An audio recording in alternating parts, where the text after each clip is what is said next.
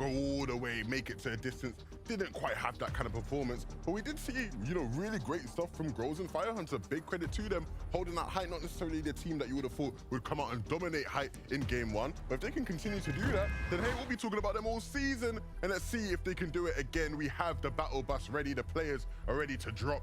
Who will it be to win off spawn once again here in game two? And we've seen some of our superstar style players go down relatively early of what we expected in that last game. Let's see if they can kind of make up for it. We got a west to east bus pass, a little bit on the southern portion of the map. And this is going to cause for some early game fights, and Lush is going to be able to get that first knock on the one, but it's just not enough. Teeny there to save the day, gets both of those eliminations, but you have to be careful. This is right out of the gate 11. You don't spawn with shields, as Janice goes down as well. What's going on Snazy here? and Andalex. Yeah, we talked about how Andalex and Snazy, they're no strangers to fighting here off spawn. They've won countless times already this season in the Elite Cups, and now doing it again here today. It's a rematch. This is literally a 1v2 rematch of what we saw last game. Ushi was able to take it last time, but this time he's not having that same feeling of confidence. Both of these players are up. Clement and Decepto is trying to close onto the gap. They spot that Thunder in there. Lets you to try to go in, sneak that one away. I don't even know if he tried to get the grab just in time. He might have something to work with, but they get in the box anyway. Shot's going to fire off, and that's not going to be a repeat of last game. They both go down, sent back to the lobby, but let's see a replay of how that one started. A full 50-50 right out of the gate.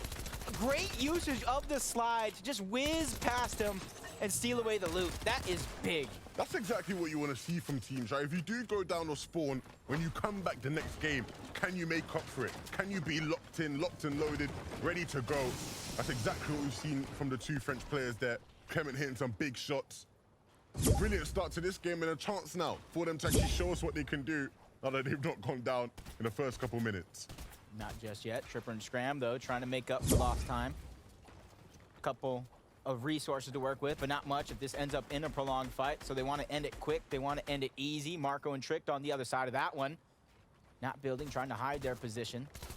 I don't think either of these teams have a ton to work with. But a nice shot by Tripper to drop him down the shield. Back-to-back, 170. Tripper and Scram really rising to the occasion right out of the gates. This early surge is huge for some of these teams, so that way they can actually focus on the rotations. Yeah, and that was a big one as well. Marco and QB are two players who have been incredibly impressive so far this season. Definitely not an easy team to fight by any means, but Trippin and Scram making quick work of them. Brutal Bastion has first and second place. So you can already see, last game they split it, looking like this game they might follow suit. Coupe, Cade, trying to sneak around over towards Anvil Square. Just two different teams dropping here. iDrop and Savage are going to be the other one.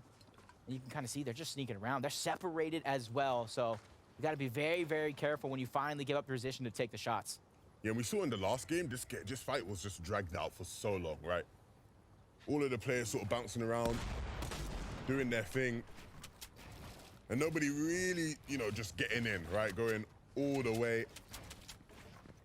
This time, will things sort of conclude a lot faster? It'd probably benefit all parties to do that. But nevertheless, you'll see it's just moments like these where they just sort of get out, reposition, and look to set up the fight again in a different manner. It does look like they're picking up the pace a bit here. Mr. Savage trying to get in. iDrop looking to follow suit. A big shot needed to be hit there. It doesn't connect, and so Cade is going to now try to sneak up on iDrop. And it's going to catch him behind if he's not too careful, just building away. And they were marked quite some time. Cade was able to capture that point. And that's why iDrop was so close. He was trying to contest it, not wanting to let it go easy. But now that the dust is settled, they already know where they're at. Both teams trying to disengage, get into a better position for now. Whether it continues or not, that's a whole nother story. Coupe looking like he's taking the high ground on Mr. Savage and iDrop.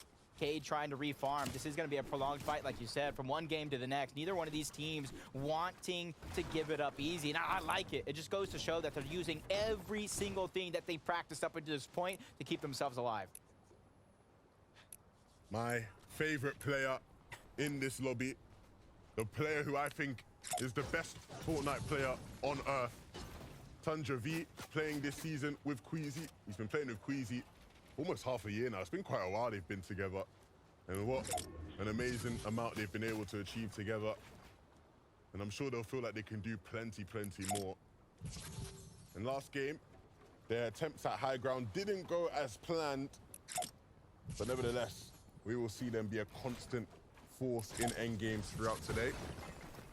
Tasting and Mustache, a very similar story.